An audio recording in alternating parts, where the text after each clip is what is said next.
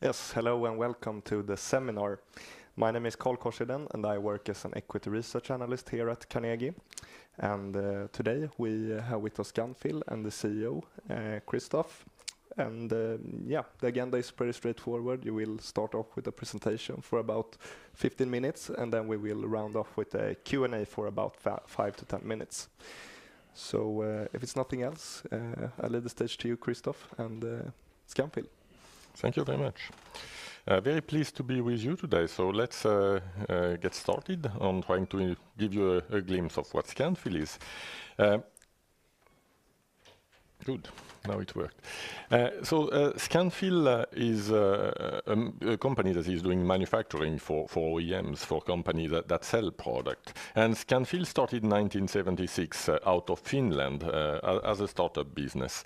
The company got a very fast growth journey the first 10 years that allowed the company to reach quite sizable size and started to look at also international expansion.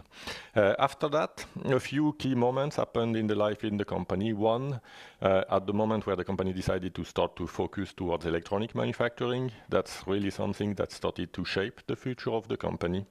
And the second big moment in the company is probably 2015 when Scanfil acquired a Swedish company called Partnertech at the time, which basically made the company double-sized. And with many elements there. First, a broader customer portfolio, full of leading company in the Nordic, but also a broader number of sites, giving opportunity outside of the Nordic, in Poland, in China, and in the US. So those, I would say, those two moments were really framing the company and its future. When we look at the business we are doing. I mean, as I said, we do manufacturing and we focus on manufacturing of electronics as a starting point. And from that, we will start producing. We produce electronic boards and we will eventually produce for certain customers what we will call box build, which will be a sub-assembly, including the electronic boards. And for some other customers, we will produce the full product. I mean, as an example, for Tomra, if you look at the machine where you put your bottle in when you go to supermarket, here we do the full manufacturing. And then for some other player, we will have a smaller part of the manufacturing. Then obviously it's a very broad field. I mean, it's many products in the world today that need electronic. And we had to focus somewhere. And what we have decided is we focus on the industrial market. So we focus on companies that are producing for industries.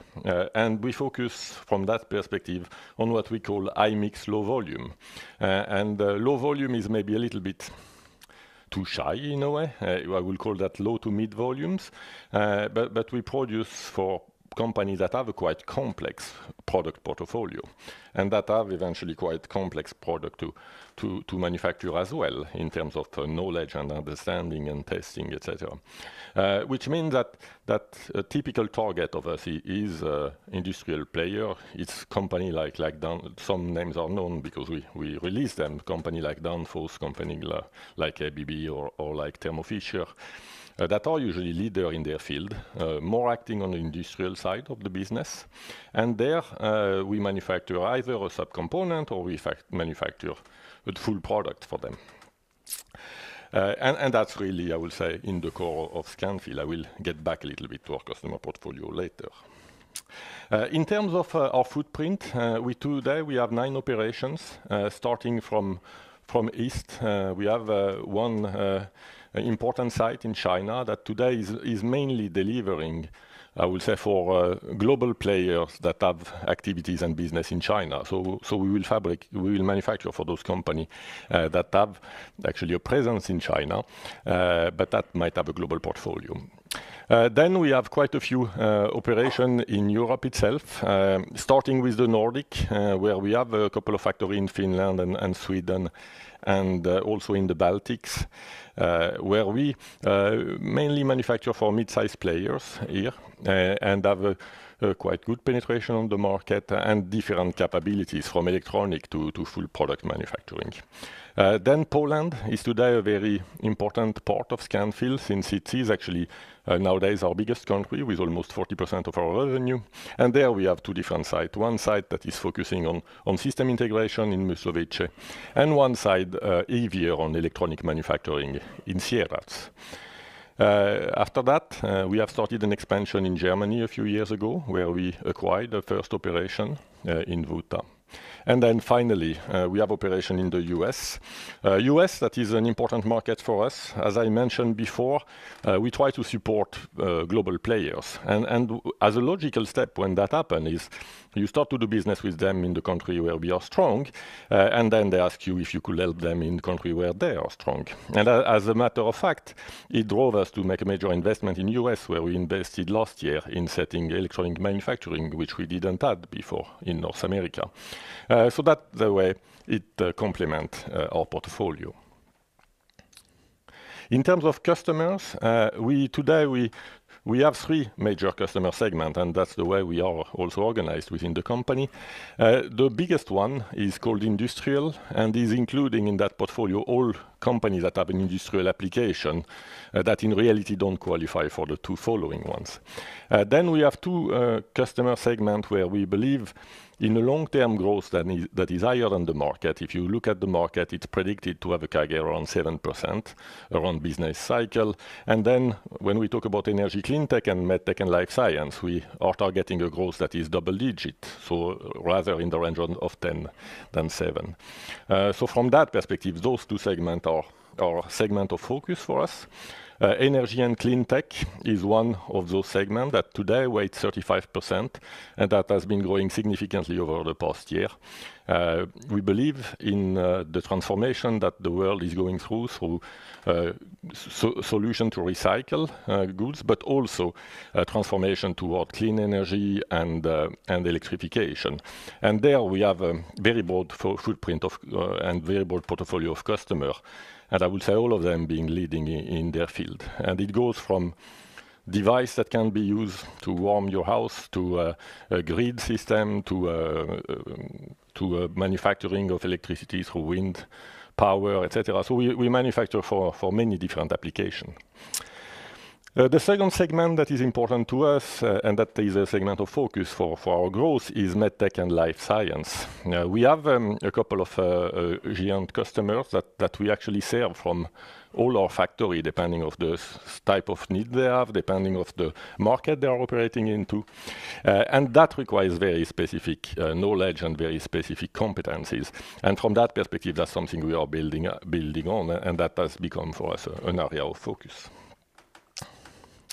When we look at the history of the company has been delivering a solid CAGR of 15% if you look over the last 10 years, which has been actually coming from both our obviously organic journey and development of our existing customer, but also the acquisition we made has actually changed really the dimension of the company into 2015, and has really allowed us to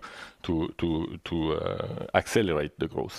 If we look, I should have a word on 2024. If we look at 2024, we have been below last year. We are roughly 15% below where we were last year. I think driven by two elements. I mean, 23 was a very special year where people were afraid of missing products. So a lot of our customers built overstock at the time. And on the opposite, 24 has been for our customer a softer demand. And which we believe in a way is part of what you have to go through in that industry, sometimes a high level of activity, sometimes a bit softer market.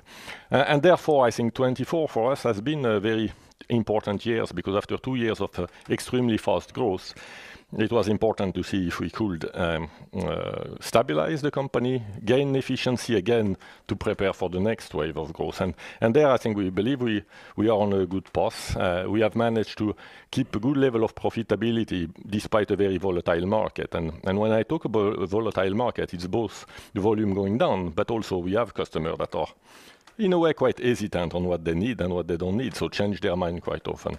And in that sense, I mean, being both good in the quality of our delivery, in the efficiency of our assembly line, and has resulted in a good profit levels, that because we have kept the margin first half of the year at the same level than last year, despite the turbulence of the market. So quite satisfied with that. in the same times, we have had an history of increasing our earning per share at a, let's say, speed that is in line with the development of the company. I will get back to our target. Would like to give you a little bit more of insight on what we are aiming at doing within the company. We presented during our Capital Market Day in March our strategic direction for 28. And it's quite simple. I mean, we are in manufacturing industry, and we believe there is two elements that are key. One is obviously around efficiency. I mean, the reason why we are there is because we do quite well what industrialists need to do and need to deliver to their client. And for that, it's no rocket science. We know that there is 3 areas where we need to work on all the time. Supply chain is an element. I mean, you need to consider that I would say 65% of the money that flows through the company comes from supply chain. So it's an area of focus. We build flexibility. We try to leverage our size through negotiation of our contract. And we try also to secure as much as possible components for our customers. The second element that is key for us is productivity and how we make sure that despite the complexity we have and our customer introduce, because as I said, we deal rather with high level of complexity in our product offering, we remain efficient. And it's fully connected to the program we have that is called Dream Factory, where we have started a few years ago and had accelerated that a program on digitization and automation of our factories. So we constantly review and keep a level of investment to drive those productivity gain and to drive our efficiency. And that's something that, in a way, has paid very nicely during this year, when things have been going a bit softer on the demand. Then we have been able to really fully realize the benefit of the investment we had done before. And there we have a long-term objective. I would say today we have one factory that is in the forefront. It's our Chinese factory in Suzhou that has been prized by many customers. We had 3 prizes from Danfoss on the quality of delivery and things like that lately. I think actually on the quarterly report, I talked about the wrong one. They wanted me to talk about another one, so I will have to correct next time. But it's very pleasing when you get there that your customer tell you that they rank your factory in sometimes higher than their own factory. So it's very pleasant, and we work very hard on that. So that's for the efficiency pillar. For the growth part, we have identified a few activities to drive growth. The first one is our segment focus, where we have said, okay, from now on, we really want to grow in medtech. We really want to grow in energy clean tech. There are 2 reasons there. I mean, we have built footprint, experience, and understanding of those industries. I will say like no one, in energy clean tech in particular. And therefore, we can leverage on that. We can be relevant. We know how to produce this kind of stuff and what matters to those customers. So this segment focus is key for us. The second element is geographical expansion. As I mentioned before, you will see later, when you look at our product portfolio, it is a lot of Nordic leader. And those companies, they keep buying new company. And they need to rationalize the manufacturing of those companies. They need to transfer production to people they know. And from that perspective, if we have the right spot, we gain the market share. And then the last point I would like to mention on growth is acquisition. I mean, we have realized that one of the turning points for Scanfil was the acquisition of PartnerTech. It brought new site and it brought also customers. And I would say 10 years later, people tend to forget that, okay, we are doing very good job with the customer, but it came from this acquisition. And this small customer became one of the top 5 customers. And we have many examples. So we really want to be active on that field. Looking at customers, we have a diverse customer portfolio. Our top 10 customers is about 50% of our revenue today. And as I said, it's mainly composed of leaders in their field, which are usually people that are on an innovation journey, on a consolidation journey, and we are happy to support them on that. Looking at our 3 segments, maybe the one that is, and in all fairness, the most difficult to read is our industrial segment, because even us, we have 12 sub-segments to that segment. But obviously, we need to draw the line somewhere. And here you have industrial companies that act in very different space. It can be from process industry to defense. And we keep being very active on that one. One element that we have started to disclose and that we will continue to disclose is our project won. And for the first half of this year in that segment, we won around about 35 million euros of new contract. And the way to read what is a new contract for us, we express annualized value. Then the usual lifetime of a contract is about 10 years, but the implementation time is also 6 to 18 months. So it's a future revenue, you can see there. Another segment that I mentioned before, and that is our area of focus and where we believe in the fast growth, is energy and clean tech, where we have also had a strong development first quarter this year with 38 million of new contract that we have won during the first 2 quarters of the year. And finally, medtech and life science, that, as you noticed earlier, is the smallest segment, but where we have a lot of activity. And there as well, we won 12.8 million, which makes a total of 80 million of new contract during the first half of the year, which is good. It's in a way challenging because it's a lot of work that is non-productive when you have to win deals, but it's a good step for the future. And I will say in the segment, in the market situation we are in, we are very happy with that development and the enthusiasm we get from the customer bringing us more business.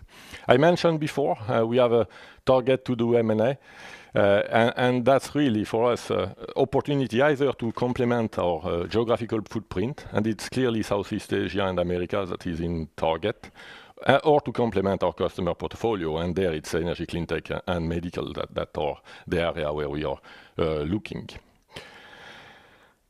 Complement of that, we have working on our sustainability policy, which is a logical step for us, also looking at the positioning we have. So I will say nothing that is very surprising there. Finally, looking a little bit at the focus, I think that we have guidance between 780 and 840 for the year and profit level 54 to 61.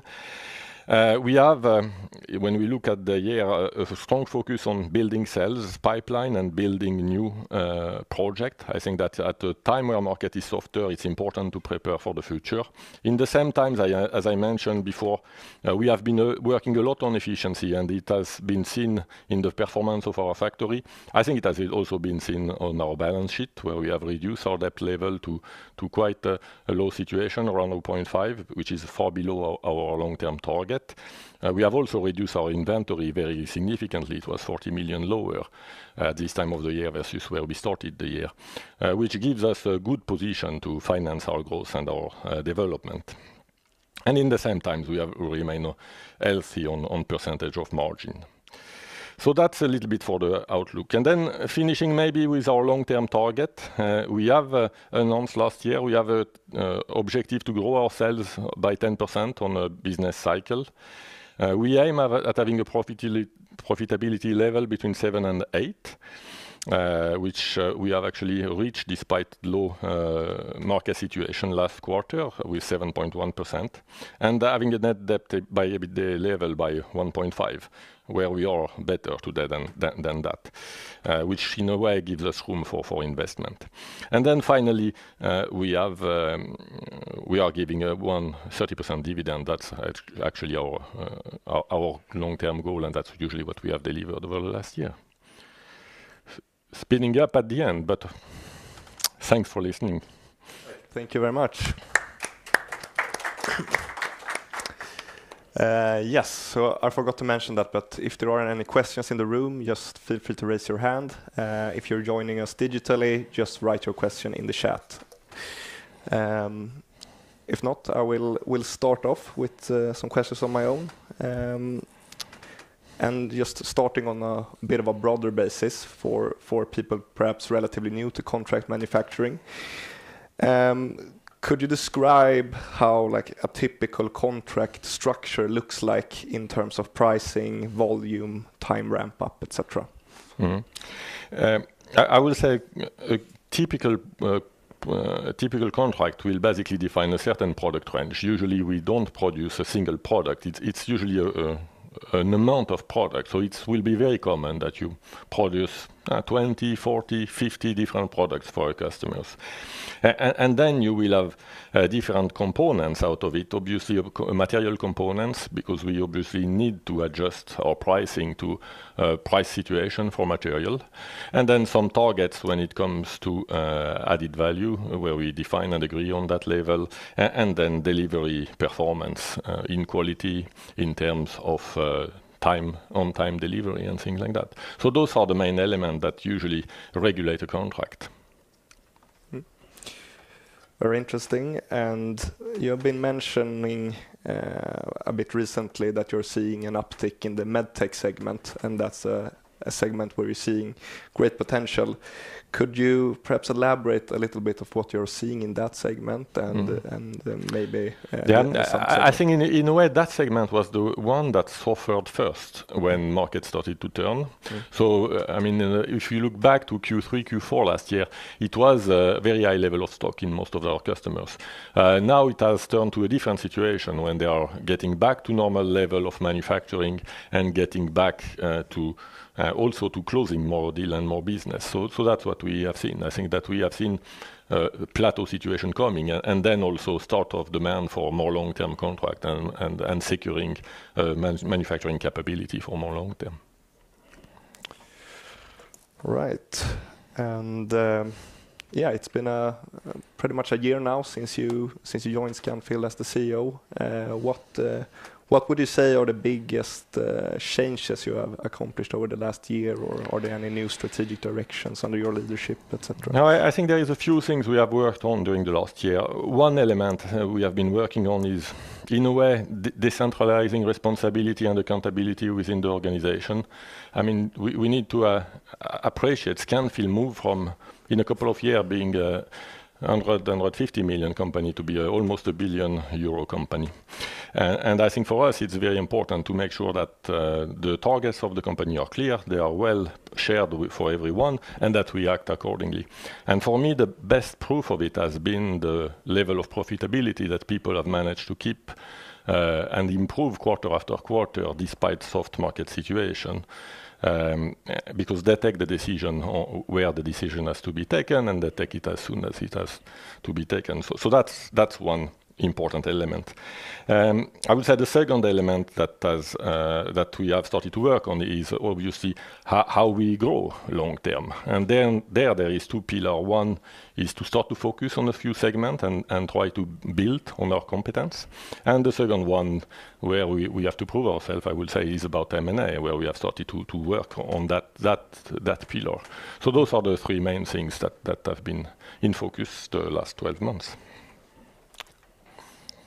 All right. And like historically, contract manufacturing have perhaps been recognized for having or being quite volume dependent when it comes to margins. If we look like for the recent quarters at Scanfil, despite volumes dropping quite a bit, you have still managed to keep a quite solid margin. Could you perhaps elaborate a bit on how you I think that there is two things. One element is obviously what I mentioned before. I mean, when you build more decision close to where things happen, you are faster to react.